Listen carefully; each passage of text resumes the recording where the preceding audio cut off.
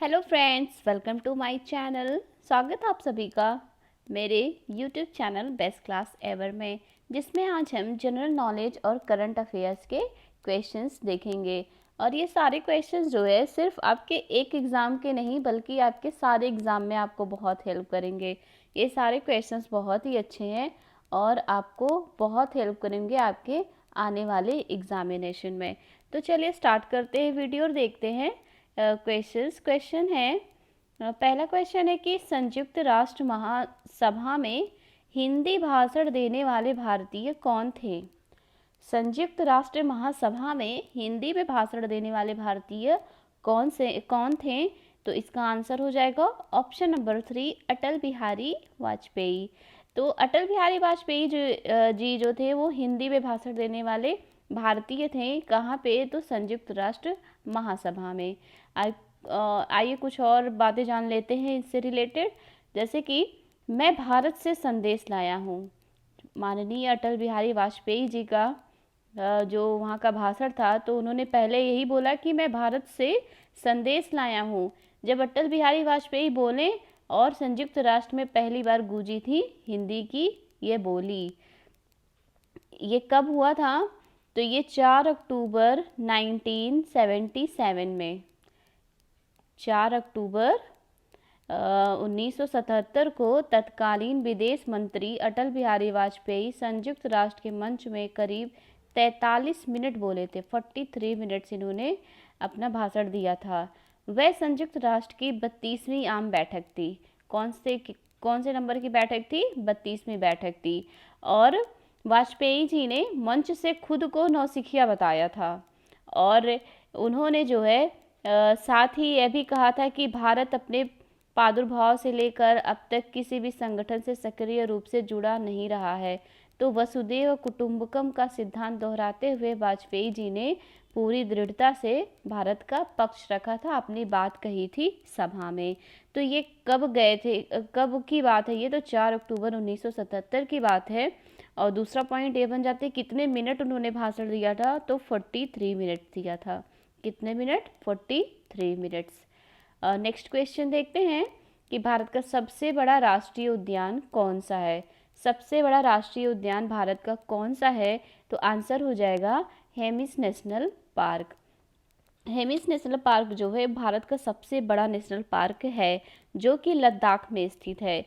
ये कहाँ पे स्थित है? लद्दाख में स्थित है हेमिस नेशनल पार्क। और ये जो है 44 वर्ग किलोमीटर क्षेत्रफल में है, बना हुआ है हेमिस नेशनल पार्क। तो सबसे बड़ा राष्ट्रीय उद्यान पूछेगा तो हेमिस नेशनल पार्क। सबसे पुराना पूछेगा तो हो जाएगा जिम कॉर्बेट। सबसे पुराना जिम कॉर्बेट है। लेकिन सबसे बड़ा राष्ट्रीय उद्यान कौन सा है? तो सबसे बड़ा राष्ट्रीय उद्यान है हेमिस नेशनल पार्क। आइए नेक्स्ट क्वेश्चन देखते हैं। नेक्स्ट क्वेश्चन है कि किस राज्य सरकार ने भिखारियों के पुनर्वास की योजना शुरू की है। भिखारियों के पुनर्वास की योजना किस राज्य सरकार ने शुरू की है? तो आंसर हो जाएगा राजस्थान। Option number 3, Rajasthan.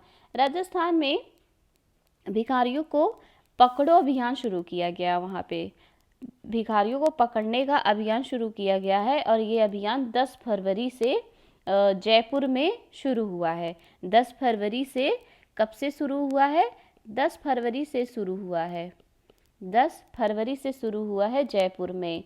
इन भिखारियों को पकड़कर इनका पुनर्वास किया जाएगा। कहाँ पे ये योजना चल रहा है, कहाँ पे इसकी शुरुआत हुई है? तो राजस्थान में हुई है। आने वाले एग्ज़ाम में क्वेश्चंस आ सकता है, तो आप लोग प्लीज़ ध्यान दीजिएगा। अगला क्वेश्चन है कि किसने स्वच्छ दिल्ली अभियान शुरू किया है। स्वच्छ दिल्ली अभियान किसने शुरू किया है? तो दिल्ली के मुख्यमंत्री अरविंद केजरीवाल ने।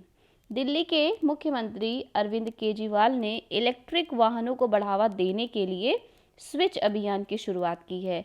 किस चीज़ को बढ़ावा देने के लिए की है? तो इलेक्ट्रिक वाहनों के लिए। इलेक्ट्रिक वाहनों को बढ़ावा देने के लिए, इलेक्ट्रिक वाहनों को बढ़ावा देने के लिए अभियान चलाया है अरविंद केजरीवाल ने। स्वच्छ दिल्ली, उस अभियान का नाम क्या है? स्वच्छ दिल्ली। बहुत इंपॉर्टेंट क्वेश्चन है ये। नेक्स्ट क्वेश्चन देखते हैं कि किस राज्य सरकार ने छात्रों को किताबों का पैसा देने की घोषणा की है। जो छात्र होंगे उनके किताबों का पैसा देगा वो कौन सा सरकार है, कहाँ की सरकार ने ऐसी बात कही है, घोषणा किया है। तो इसका आंसर हो जाएगा उत्तराखंड। उत्तराखंड सरकार ने किताबों का पैसा देने की घोषणा की है छात्रों को। अगला प्रश्न है, भारतीय संविधान का अनुच्छेद 368 किससे संबंधित है। आर्टिकल 368 किससे संबंधित है। महाभियोग, आपातकाल, संवैधानिक संशोधन, राष्ट्रपति शासन। तो इसका सही आंसर हो जाएगा ऑप्शन नंबर 3, संवैधानिक संशोधन। संविधान के प्रावधानों में परिवर्तन या उनमें नया प्रावधान जोड़ना संविधान का संशोधन कहलाता है। संविधान के प्रावधानों में परिवर्तन या उसमें नया कुछ जोड़ना उसको संशोधन कहा जाता है। तो भारतीय संविधान के अनुच्छेद 368 में संशोधन की प्रक्रिया का वर्णन है। कौन से अनुच्छेद में। 368 में संवैधानिक संशोधन। बहुत बहुत बहुत इंपॉर्टेंट क्वेश्चन है ये कि संवैधानिक संशोधन किस आर्टिकल से है। तो 368 से है। तो संविधान में संशोधन मुख्य 2 प्रकार से हो सकता है। पहला है अनौपचारिक संशोधन, ये जो है न्यायपालिका द्वारा होता है। और दूसरा है औपचारिक संशोधन, ये जो है संसद द्वारा होता है। ये भी बहुत इम्पोर्टेंट पॉइंट है। 2 प्रकार से संशोधन होता है। पहला अनौपचारिक जो कि न्यायपालिका द्वारा होता है, दूसरा है औपचारिक जो कि संसद द्वारा होता है। अगला प्रश्न है कि पंचमहल कहाँ स्थित है। तो पंचमहल स्थित है फतेहपुर सीकरी में। कहाँ पे स्थित है। फतेहपुर सीकरी में स्थित है पंचमहल। नेक्स्ट क्वेश्चन है कि कोचों को कौन सा पुरस्कार दिया जाता है। जो कोच होते हैं, टीम के कोच होते हैं, उनको कौन सा पुरस्कार दिया जाता है। तो आंसर हो जाएगा द्रोणाचार्य पुरस्कार। कोचों को कौन सा पुरस्कार दिया जाता है। द्रोणाचार्य पुरस्कार दिया जाता है। द्रोणाचार्य पुरस्कार। नेक्स्ट क्वेश्चन है कि किस अनुच्छेद में वित्तीय आपातकाल का प्रावधान दिया गया है। वित्तीय आपातकाल का प्रावधान किस अनुच्छेद में दिया गया है। आंसर हो जाएगा आर्टिकल 368। आर्टिकल 360 आपातकाल का प्रावधान आर्टिकल 360 में है। अनुच्छेद 360 राष्ट्रपति को वित्तीय आपातकाल की घोषणा करने का अधिकार देता है। कौन सा आर्टिकल। 360 राष्ट्रपति को वित्तीय आपातकाल की घोषणा करने का अधिकार देता है। वित्तीय आपातकाल का प्रावधान किस आर्टिकल में है। तो 360 में है, याद रखिएगा। अगला प्रश्न है कि चेचक टीके की खोज किसने की थी। तो चेचक टीके की खोज की थी एडवर्ड जेनर ने। किसने की थी। Edward Jenner. बहुत इंपॉर्टेंट क्वेश्चन है, अभी केवीएस में एक क्वेश्चन पूछा गया था कि चेचक टीके की खोज किसने की थी। तो आंसर हो जाएगा एडवर्ड जेनर।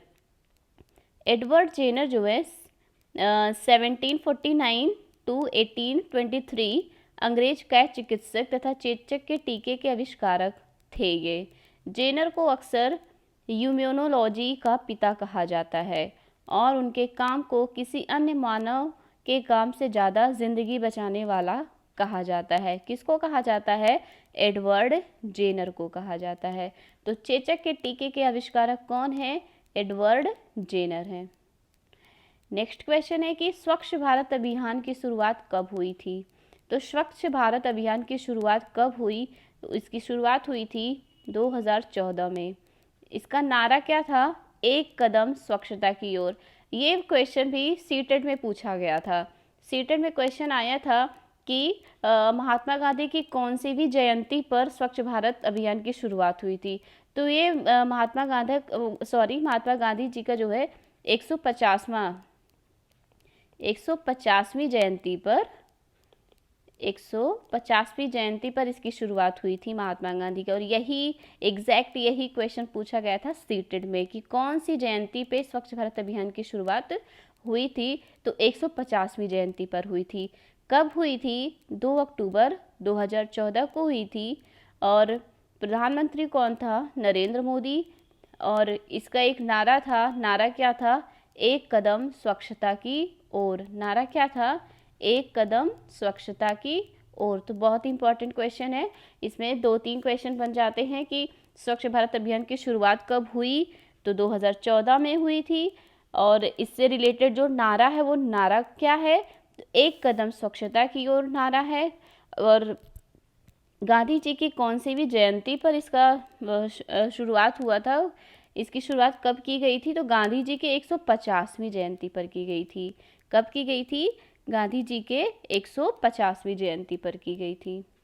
अगला प्रश्न है कि एमएसपी में कितनी फसलें हैं।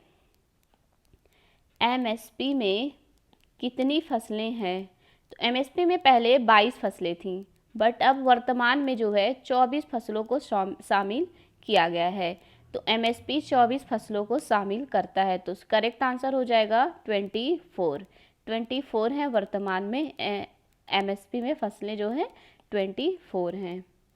नेक्स्ट क्वेश्चन है कि चावल के खेतों में कौन सी गैस पैदा होती है, तो चावल के खेतों में जो गैस पैदा होती है वो है मीथेन। मीथेन गैस पैदा होती है चावल के खेत में। तो चावल, धान के खेत ग्रीन हाउस गैसों के स्रोत माने जाते हैं। मुख्य रूप से निकलने वाली जो गैस है वो कौन सी गैस है, मीथेन गैस है, जो जल भरे चावल के खेतों से निकलने वाली एक शक्तिशाली ग्रीन हाउस गैस है। और जल वाली मिट्टी में जो बैक्टीरिया बड़ी मात्रा में इसका उत्पादन करते हैं, किसका उत्पादन करते हैं, मीथेन गैस का उत्पादन करते हैं। अगला प्रश्न है कि पूर्वोत्तर राज्य में सबसे बड़ा राज्य कौन सा है। पूर्वोत्तर जो राज्य है ये है मैप इंडिया का, और ये पूर्वोत्तर का एरिया है। तो पूर्वोत्तर के राज्यों में जो सबसे बड़ा राज्य पूछा जा रहा है कि कौन सा है, तो आंसर हो जाएगा ऑप्शन नंबर 3 अरुणाचल प्रदेश। जैसे कि आप यहाँ मैप में देख सकते हैं, यहाँ जूम करके दिखाया गया है अरुणाचल प्रदेश। तो सबसे बड़ा राज्य कौन सा है, पूर्वोत्तर का अरुणाचल प्रदेश है। नेक्स्ट क्वेश्चन है कि मंदिरों की पुण्य भूमि भारत के किस राज्य को कहा जाता है। भारत का वो कौन सा राज्य है जिसको मंदिरों की पुण्य भूमि कहा जाता है, तो इसका आंसर हो जाएगा तमिलनाडु। तमिलनाडु को मंदिरों की पुण्य भूमि कहा जाता है। अगला प्रश्न है कि दामोदर नदी किस नदी की सहायक नदी है। दामोदर नदी किस नदी की सहायक नदी है, आंसर हो जाएगा हुगली। दामोदर जो है वो हुगली नदी की सहायक नदी है। और ये कहाँ पे है, तो बंगाल, पश्चिम बंगाल में है। और हुगली नदी और दामोदर को पश्चिम बंगाल का जो है शोक कहा जाता है दामोदर नदी को। जैसे बिहार का शोक कहा जाता है कोसी नदी को, उसी तरह से बंगाल का जो शोक है वो दामोदर नदी को कहा जाता है। अगला प्रश्न है कि पहली बार राष्ट्रपति शासन किस राज्य में लगा था। पहली बार राष्ट्रपति शासन किस राज्य में लगा था, वेरी इंपॉर्टेंट क्वेश्चन। किस राज्य में लगा था, तो आंसर हो जाएगा पंजाब में। और किस सन में लगा था, इसका आंसर आप कमेंट बॉक्स में देंगे, ज़रूर दीजिएगा इसका आंसर, क्योंकि ये बहुत इंपॉर्टेंट क्वेश्चन है। आपसे क्वेश्चन दोनों तरह से पूछा जा सकता है कि पहली बार किस राज्य में लगा था, या फिर दूसरा क्वेश्चन ये आ सकता है कि किस सन में लगा था पहली बार राष्ट्रपति शासन। तो आप ज़रूर इसका आंसर दीजिएगा कमेंट बॉक्स में, तो इससे आपका जो है रिवीजन भी हो जाएगा और मुझे भी इसका आंसर मिल जाएगा। तो पहली बार राष्ट्रपति शासन किस राज्य में लगा था, तो आंसर हो जाएगा पंजाब में लगा था। अगला क्वेश्चन है कि कौन से वो 2 राज्य है जहां राष्ट्रपति शासन कभी लागू नहीं हुआ, वेरी इंपॉर्टेंट क्वेश्चन। अभी पूछा गया आपसे कि पहली बार कहाँ लागू हुआ, तो पंजाब में लागू हुआ था, लगा था। और अब पूछा जा रहा है कि कौन से वो 2 राज्य है जहाँ पर राष्ट्रपति शासन कभी नहीं लगा राष्ट्रपति शासन। तो आंसर क्या हो जाएगा, छत्तीसगढ़ और तेलंगाना। छत्तीसगढ़ और तेलंगाना ये 2 राज्य ऐसे हैं जहाँ पे कभी राष्ट्रपति शासन नहीं लगा। अगला प्रश्न है कि भारत में कितने पिन कोड जोन हैं। तो भारत में कुल कितने पिन कोड जोन हैं, तो आंसर हो जाएगा option number 2 9 pin code zone है भारत में। इंडिया में कुल 9 पोस्टल जोन हैं, जिनमें 8 पोस्टल जोन लोगों के लिए है और 1 पोस्टल जोन केवल इंडियन आर्मी के लिए है। 1 सिर्फ जो है वो इंडियन आर्मी के लिए है, बाकी 8 वो आम लोगों के लिए है। तो टोटल कितने पिन कोड जोन हो गए, तो 9 हो गए। अगर क्वेश्चन ये पूछ ले कि पिन कोड में नंबर कितने होते हैं, तो आंसर हो जाएगा 6। 6 नंबर होते हैं पिन कोड में, ठीक है। लेकिन अगर वहाँ पे पिन कोड जोन पूछ लिया तो आंसर हो जाएगा 9। तो कितने पिन कोड जोन है? 9 है। और पिन नंबर कितने होते हैं? तो 6 होते हैं। अगला प्रश्न है कि हंगुल मृग कहाँ पाया जाता है? हंगुल मृग पाया जाता है दाची ग्राम में। कहाँ पाया जाता है? दाची ग्राम में, जो कि जम्मू कश्मीर में है। कहाँ पे है? जम्मू कश्मीर में है दाची ग्राम, और यहाँ पे हंगुल मृग पाया जाता है। तो दोस्तों ये रहा आज का वीडियो, जिसमें हमने 20 क्वेश्चंस डिस्कस किए हैं, और ये सारे क्वेश्चंस आपके आने वाले हर एग्ज़ाम में आपको बहुत हेल्प करेंगे। तो वीडियो को शेयर ज़रूर कर दीजिएगा अपने दोस्तों को, और प्लीज़ अगर आप चैनल पर नए हैं तो सब्सक्राइब कर लीजिएगा। Thank you.